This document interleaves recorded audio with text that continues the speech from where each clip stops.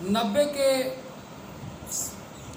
जंगल राज के बाद 2004 के सुशासन पार्ट 1 में हम सब ने जब पदार्पण किया तो नीतीश कुमार के साथ यह माना गया कि नीतीश अब बिहार की जय करेंगे और अपराधियों के मन में एक भय लाएंगे और सुशासन एक नए शासन के रूप में देश ही नहीं अंतर्राष्ट्रीय स्तर पर बिहार के को एक अच्छे तरीके से प्रेजेंट किया जाए।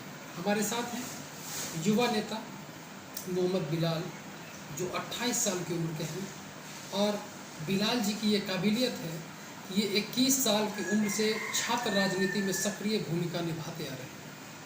हम जब बिलाल जी से संपर्क किए तो थोड़ा परेशानियां थी इनके साथ। आपको बता दूं कि लॉकडाउन से ठीक पहले इन पर जानलेवा हमला हुआ था और बिलाल जी को 2 गोलियां लगी थी और बिलाल जी को गोलियां सिर्फ इसलिए लगी क्योंकि इनका कहना है कि ये अल्पसंख्यक समुदाय से बिलोंग करते हैं। इस वजह से कानून व्यवस्था और देश की कई ऐसी सरकारी संस्थाएं इनको 2ym दर्जे के नागरिक के रूप में देखती हैं। बिलाल काफ़ी रिक्वेस्ट के बाद हमसे बात करने के लिए तैयार हुए। बिलाल पूरी तरीके से इस व्यवस्था से अपने आप को पीड़ित महसूस कर रहे हैं, लेकिन फिर भी हम आपको रूबरू करा रहे हैं बिलाल से, क्योंकि बिलाल के पास भी बहुत समस्याएं हैं और उसी समस्याओं का समाधान के उद्देश्य से हम पहुंचे हैं मोहम्मद बिलाल के।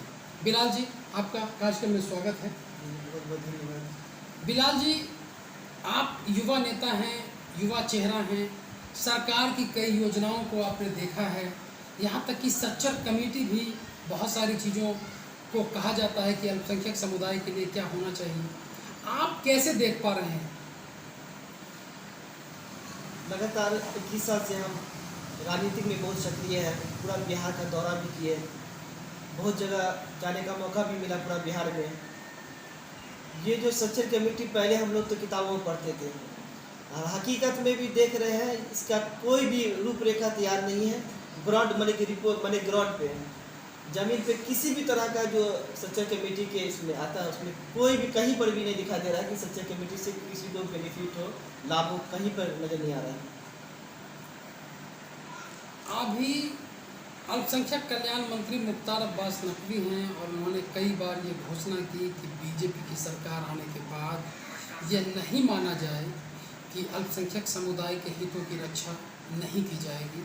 अल्पसंख्यक समुदाय के लोग भी, जिसमें सिर्फ मुस्लिम कम्युनिटी नहीं है, सिख हैं, ईसाई हैं, जैन हैं, बुद्धिस्ट हैं, पारसी हैं, इन सभी को अल्पसंख्यक माना जाता है। लेकिन यूँ बात करें तो मुसलमानों की आबादी देश में अल्पसंख्यक समुदाय के सबसे ज़्यादा अल्पसंख्यकों के रूप में है। तो नकवी और माननीय प्रधानमंत्री मोदी हमेशा ये कहते हैं कि सबका साथ सबका विकास। तो क्या बिलाल जी, आपको ऐसा लग रहा है कि सबका साथ सबका विकास आप तक नहीं पहुंचा है? ये तो कहावत है, सबका साथ सबका विकास। हम लोगों ने मोदी जी को सपोर्ट किया ताकि वो आवे, हमारे देश के प्रधानमंत्री बने और सबका साथ सबका विकास करे, लेकिन ऐसा कहीं भी नहीं है। आप देख लीजिए ना, हम तो जमीनी स्तर की बात करते हैं ना। हम लोग को लगातार 21 साल की उम्र से हमने देख रहे हैं कि मेरी एक प्रॉपर्टी है जिस पर मैंने आवेदन दे दे के थक गया। सीओ को, डीएम को, एसपी को, थाना को, बार बार हम ही को टॉर्चर किया जा रहा है ताकि हम मुसलमान, इसलिए हमको टॉर्चर किया जा रहा है। मेरे ज़मीन पर ज़बरदस्ती कुछ असामाजिक तत्व मंदिर बना रहे हैं। हमने विरोध भी कर रहे हैं, लेकिन विरोध मैं जो होता हूँ कानून के हिसाब से विरोध कर रहा हूँ उसका। लेकिन वो लोग चाह रहे किसी तरह का कुछ ऐसा करे कि जिसमें हिंदू मुसलमान हो, लेकिन हम लोग दूर दूर तक अभी तक नहीं सोच रहे इसी बात, लेकिन कुछ लोग ज़बरदस्ती करना चाहते हैं। तो ये सब क्या चुनाव से पहले पोलराइजेशन जैसे इशू को लेकर इस तरह से किया जाता है कि जिससे वोट का पोलराइजेशन? हाँ, ये हमेशा ही होता है। जब चुनाव पिछले बार हम लड़े थे चुनाव, मम्मी यहाँ से मुखिया की लड़ी थी चुनाव, यहाँ की परिजन मुखिया भी मेरी मम्मी है। उससे पहले भी वो लोग बदमाशी किया। उसके बाद सीओ साहब थाना प्रभारी आके ज़मीन नाप करके हमको दे दिए। पिछले लॉकडाउन में जब सरकार का निर्देश था कि कोई भी घर से बाहर ना निकले, उस समय कुछ असामाजिक तत्व जिसका नाम के साथ हमने दिया है थाना में, लेकिन आज उस पर कोई भी तरह कार्रवाई नहीं होता है, किसी भी तरह का कार्रवाई नहीं होता। वहाँ पे ज़बरदस्ती, हम मुसलमान है, वहाँ पे मेरी ज़मीन है, यहाँ से 2 किलोमीटर हटने के बाद ज़बरदस्ती, जो कि 5 कट्ठा ज़मीन मैंने अपने निजी जमीन में से दिया हूँ मंदिर के लिए, फिर भी आप जो दूसरा जमीन बचा हुआ उस पर ये लोग कब्जा कर रहे हैं। आप विरोध करने जाते तो कहता कि धमकी देता, मर्डर कर देंगे, मार देंगे। क्या कि ये लोग का छवि है, इससे पहले भी पुलिस पदाधिकारी पर भी गोली चलाई है इन लोग के नाम पर वारंट था, इन लोग पर मर्डर केस चल रहा है अभी तक, वो लोग इसमें इन्वॉल्व है। आपने गृह सचिव या माननीय मुख्यमंत्री जी के संज्ञान में इन बातों को लाया? अभी तो माननीय मुख्यमंत्री जी के पास तो नहीं गए, लेकिन आपको जैसा लग रहा है यहाँ के रवैया से आप मुझे जाना पड़ेगा वहाँ मुख्यमंत्री जी से मुलाकात। बिहार में अल्पसंख्यक कल्याण मंत्री हैं, वक्फ बोर्ड है, कई सारे ऐसे मुस्लिम हुक्मरान हैं, क्या उन तक आप अपनी बात को नहीं पहुँचाए? लगभग माने कि उन लोग के पास मौखिक बात हम खुद किए हुए, लेकिन उन लोग भी कोई रिस्पॉन्स नहीं लेते हैं। बस एक तो है कि मैंने उन लोग को भी डिग्री मिल गया है, बस अपना डिग्री पीछे नीतीश जी के या किसी मंत्री के पीछे रहिए, बस उसका वही काम है। बाकी किसी भी अल्पसंख्यक विभाग के पता कर लीजिए, कहीं पर भी एक भी मुसलमान का भलाई नहीं हुआ किसी मुसलमान। जिला में जिला अल्पसंख्यक कल्याण कार्यालय हैं, यहाँ स्कॉलरशिप के स्कीम आते हैं कई सारे। आप चूँकि जनप्रतिनिधि हैं और एक पंचायत की बागडोर आपके पास है, क्या ऐसा कभी आपको अल्पसंख्यक विभाग में ऐसा देखने को मिलता है जहाँ आपको सपोर्ट नहीं मिल रहा हो, या आप ही लोगों के लिए कार्यक्रम बनाया गया है तो फिर इसको क्यों नहीं लागू किया जा रहा है? देखिए, हम छात्र लीडर है, तो मेरे पास बहुत सारे छात्र आते हैं, जहाँ भी आते हैं, यहाँ से लेकर पटना तक जहाँ तक मदद अगर उसको चाहिए हम करते हैं। लेकिन जिस तरह से मुसलमान की बात करते हैं, मुसलमान के लिए आप जो बोले समस्तीपुर जिला में आप खुद चले जाइए, वहाँ पर एक आदमी नहीं मिलेंगे आपको विभाग में। अब एक काम कराने के लिए अपना काम धाम छोड़ के उस बच्चा के पीछे लगातार 10 दिन 20 दिन जाइएगा, फिर भी काम नहीं होता है। तो लास्ट में क्या करते हैं, हम लोग तो भाई मुसलमान है इसलिए छोटा पड़ता है, छोड़ देते, चलिए अब जो होगा हम लोग खुद करेंगे। या आप देख लीजिए ना कि हमारे स्ट्रक्चर कमेटी की बात कर रहे थे, उसमें यहाँ पे हमारे ज़मीन पर जो बोर्ड के नाम पर, मदरसा के नाम पर सब कुछ चल रहा है, सिर्फ पेपर पर। लेकिन एक भी बता दिए किसी भी मुस्लिम बच्चा को ठीक से पढ़ाई करते हुए एजुकेशन मिल ही नहीं रहा है उसको। तो मदरसा बोर्ड बिहार में है जिसमें लगभग 2800 से ज़्यादा मदरसा पूरे बिहार में है। आपके पंचायत में उसमें से कितने मदरसा है? एक भी मदरसा नहीं है मेरे पंचायत में उस बोर्ड में से।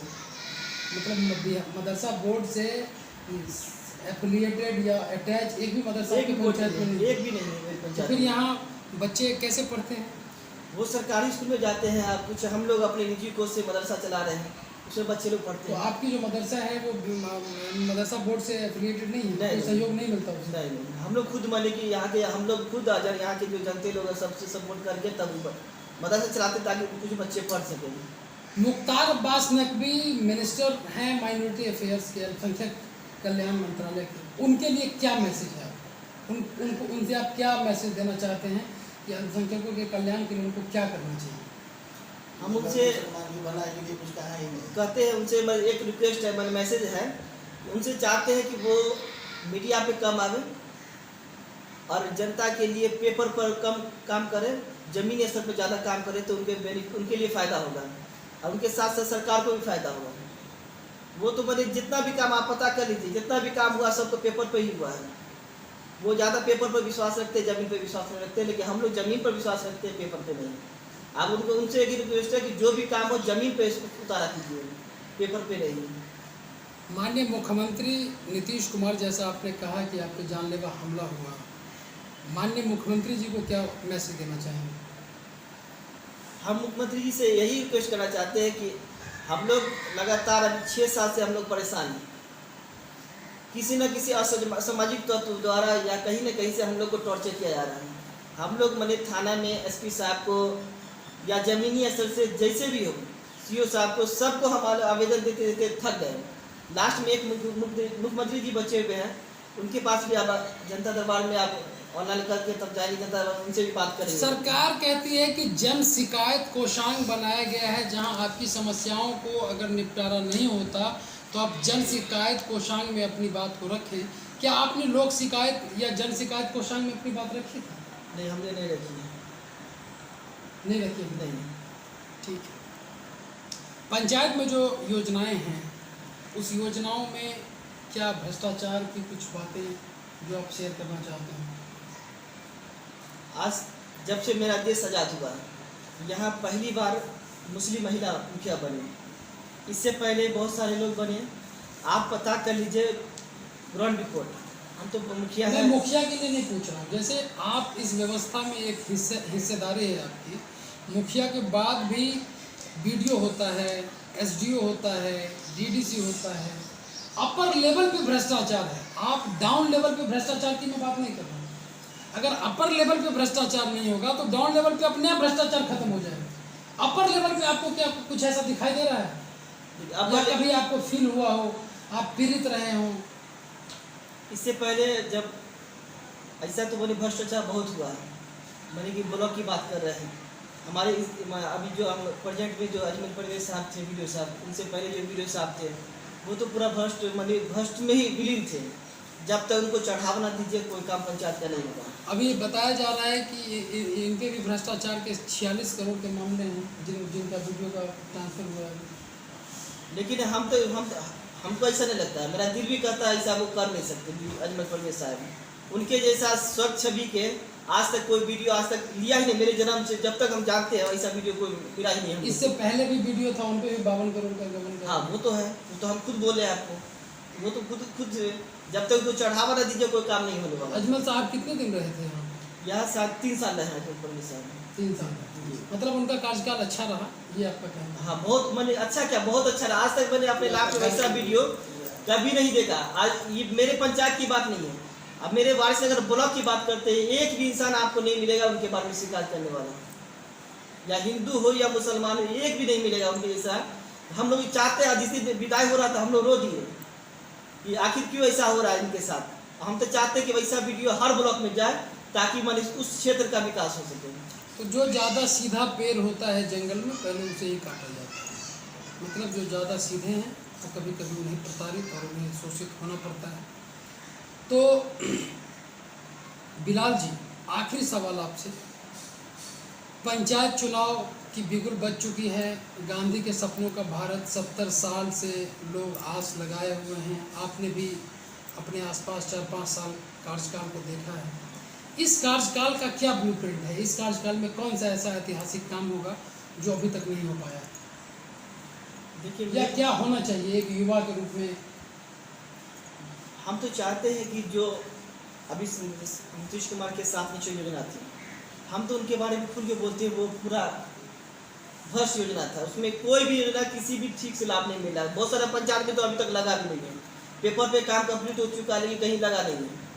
हम तो चाहते हैं कि हर इतना पैसा खर्चा कर रहे हैं वो नीतीश कुमार, उसमें तो कमीशन ऊपर से लेकर नीचे तक सबको जाता है, लेकिन हम चाहते हैं उसी पैसा से हर एक पंचायत में रोजगार खुल जाए, ताकि कुछ ही युवा या 100-200 युवा अगर उसमें काम करें तो उस 100-200 परिवार तो चलेगा वहाँ से। अभी सरकार की एक महत्वाकांक्षी परियोजना आई थी जिसमें महिलाओं और युवाओं के लिए फैक्ट्री लगाने का, उद्यमी बनने का स्कीम है। 200 करोड़ रुपए फंड आवंटित किए गए थे। एक आदमी को 10 लाख रुपए मिलना था। 2000 लोगों को बिहार के 38 डिस्ट्रिक्ट में इस प्रोग्राम को इम्प्लीमेंट करना था, लेकिन 20,000 से ज़्यादा आवेदन आ गए। तो अब सरकार इस कार्यक्रम को कैसे कर पाएगी? आप इसको कैसे देखते हैं? देखिए, हम तो सरकार के जो हमारे मुख्यमंत्री जी और जो मंत्री जी हैं, उनका ये सोच अच्छे थे, लेकिन यहाँ बेरोजगारी चरम पे है। आप मतलब जहाँ पे 100 की संख्या में हो, वहाँ अगर 5 धरा दीजिएगा तो ऑटोमेटिक विस्फोट होगा। उसमें तो और जो क्या बोलते हैं उसको, लेन देन का मामला और ज़्यादा बढ़ेगा। वो चाहेगा कि हमको मिले, हमको मिले। अभी चल रहा है, ये मामला चल रहा है। अभी हमको लगभग अपने समस्तीपुर की बात कर रहे हैं, बहुत सारे आवेदन देने के लिए तैयार है, लेकिन वही होता है कि भाई कमीशन की पहली बात हो रही है, 20% दीजिएगा तो काम होगा, नहीं तो नहीं होगा। अगर आप 20% अगर मैंने सरकार 10 लाख रुपया दे दिए, 20% हो गया 2 लाख रुपया। 2 लाख रुपया आपको हम दे दें उसको, अब तब मेरा काम हो, क्या गारंटी? अगर 20% देने के बाद भी मेरा काम नहीं हो तो वो तो 2 लाख रुपया मेरा बर्बाद हो गया। सरकार का योजना है कि वो बहुत अच्छा योजना है कि जो युवा को काम आ सके। 102 उसमें देखिए, हम भी पढ़े हैं, 102 योजना उसमें है, सब मन युवा के लिए अच्छे हैं, लेकिन सरकार जमीन पर नहीं उतार रही है ना ठीक से। जमीन पर उतर नहीं रहा। सरकार से लोगों की उम्मीदें लगभग धीरे धीरे खत्म हो रही हैं। इस लोकतंत्र की परिकल्पना लगभग धूमिल हो चुकी हैं। यह मेरा कहना नहीं, बिलाल जी के शब्दों से बात करने के बाद ऐसा लगा कि ये युवा जो 28 साल की उम्र के हैं, एक बार जानलेवा हमला होने के बाद भी इस असीम ऊर्जा के साथ देश, समाज और अपने राष्ट्र के लिए आज भी समर्पित हैं और समथिंग बैक टू सोसाइटी करना चाह रहे हैं। बिलाल, बहुत बहुत धन्यवाद। जी बहुत बहुत शुक्रिया। धन्यवाद।